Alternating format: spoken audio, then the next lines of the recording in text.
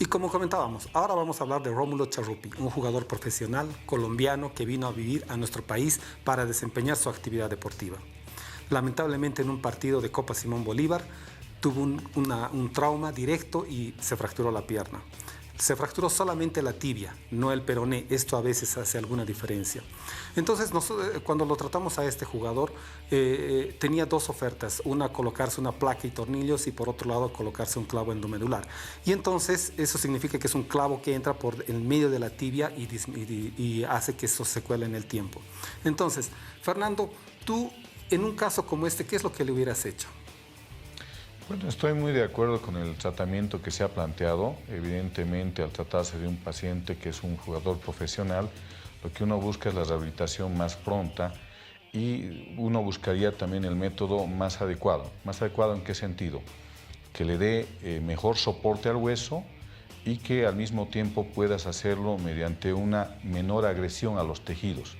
Entonces, la utilización de un clavo dentro del hueso, un clavo sólido, me parece que es una buena alternativa porque le estás proveyendo de estabilidad a esa fractura y al mismo tiempo le permites también una rehabilitación más temprana, la posibilidad de que pueda pisar mucho más rápidamente. Cristian, sabemos muy bien que las placas y tornillos en una fractura en general, pero de pierna en este caso, nos va a demorar más en rehabilitarse. Y sabemos que un clavo endomedular va a hacerlo más rápido. ¿Cuáles son los tiempos aproximados que tú les das a este tipo de pacientes para que empiece a pisar con placa y con tornillo? Y por el otro lado con clavo endomedular. Una fractura, consolidando a su ritmo normal, forma el callo duro aproximadamente a las 6 semanas. Y a los 3 meses forma el callo ya completamente sólido como para volver a una actividad de contacto intensa o deportiva. Si nosotros colocáramos tratáramos una fractura con placas y tornillos, que a veces es obligatorio hacerlo cuando es una fractura muy compleja o afecta a la articulación, estas placas, si bien sujetan la fractura en su sitio de forma correcta, no permiten que el paciente apoye, porque si es que colocamos la placa y tornillos y la persona apoya todo el peso, estos tornillos pueden soltarse, pueden saltar. Sin embargo, cuando se coloca un clavo endomedular, este cumple dos funciones. Como está por dentro del hueso, sujeta la fractura y a su vez sujeta el peso. Es decir, que la persona, el paciente con la fractura, después de la cirugía, ya podría apoyar en el día 1, aún con la fractura fresca. O sea, la fractura aún está curando, la fractura aún no ha curado, pero con este tratamiento, siempre cuando se pueda, la persona puede apoyar y puede mover y puede empezar a hacer su rehabilitación desde el primer día. Esto mientras la fractura cura. A las 6 semanas ya se habrá formado que hay una fractura y ya será el propio hueso el que aguante el peso, y a los 3 meses estará ya totalmente consolidado con el clavo dentro. Pero los tiempos normales son esos.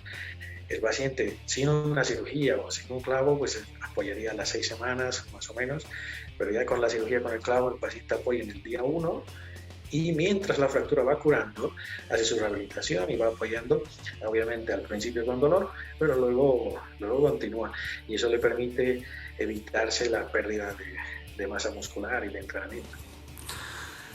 Pero lastimosamente con Rómulo tuvimos un retardo de consolidación. Empezó a disminuir, a no formar callo de hueso. Entonces se nos presentó un problema. ¿Cómo hubieras resuelto este problema, Fernando? Bueno, el retardo en la consolidación, es decir, que cuando una fractura no cicatriza en los tiempos previstos, pues ese es un problema. Y en casos como estos, las alternativas pueden ser desde cambiar el implante hasta la utilización de algunos métodos auxiliares que hoy en día se están utilizando, ¿no? Como la utilización de plasma rico en plaquetas, es decir, aportarle células totipotenciales que regeneran, hasta la posibilidad, inclusive en algunos casos se tiene experiencia con algunas alternativas como la magnetoterapia o las mismas ondas de choque. Perfecto. Cristian, ¿cómo hubieras enfrentado este caso? que sabiendo que ya está con un poco de retardo de consolidación? Pues a veces ocurre.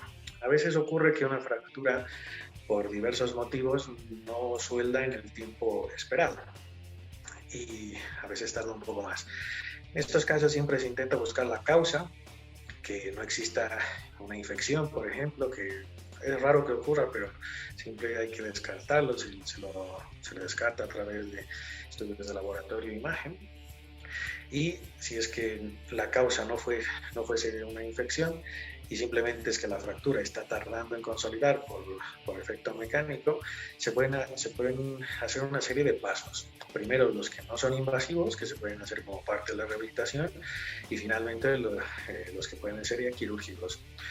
Como parte de la rehabilitación, cuando una fractura ya ha pasado el plazo estimado, que pueden ser más de 3 meses, que no se ve que se haya formado un callo, se puede optar por una terapia que se llama magnetoterapia, que es un aparato que se coloca por fuera de la pierna y que a través de ondas magnéticas intenta estimular el callo de fractura, que es decir, que el callo que está muy lento, muy pasivo, a través de esas ondas pues lo estimula y acelera la formación del callo.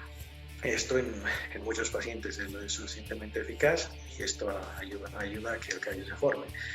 Si pese a esto el callo sigue sin formarse y estamos hablando de un clavo, se puede optar por la dinamización de un clavo. ¿Esto qué significa? Un clavo, cuando se coloca, está cumpliendo 2 funciones. Uno, sujeta la fractura y a su vez aguanta el peso de la persona.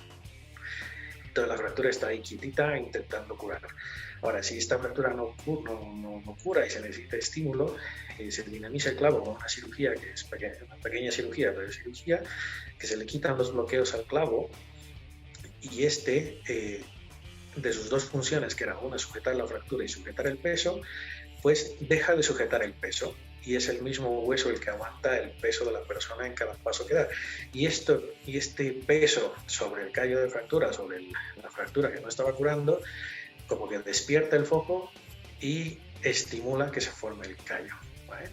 Y esto puede ocurrir, si habíamos dicho que el plazo habitual era 3 meses, pues esto puede tardar 6 o 9 meses en los peores casos, pero al final va soldando. Con paciencia y con terapia termina soldando con el tratamiento correcto. Bueno, lo que yo quiero mostrarles es, Rómulo, lo que le hicimos de tratamiento, como habrán visto, la cirugía fue bien realizada, porque inclusive retiramos un pedazo de peroné para que esto consolide más rápido. Pese a esto no consolidaba. Así que lo que hicimos fue retirar uno de los tornillos para que haya más impacto y además lo tratamos con ondas de choque. Y esto fue que ayudó en la consolidación. Como verán ahora, él está trotando, corriendo y tiene 3 meses de fractura. Entonces, las conclusiones. Sabemos que entre adultos y niños es diferente. En niños a veces somos un poco más conservadores y contemplativos. Podemos usar yeso sobre todo o cirugías mínimamente invasivas. En cambio, en adultos tratamos de forma diferente.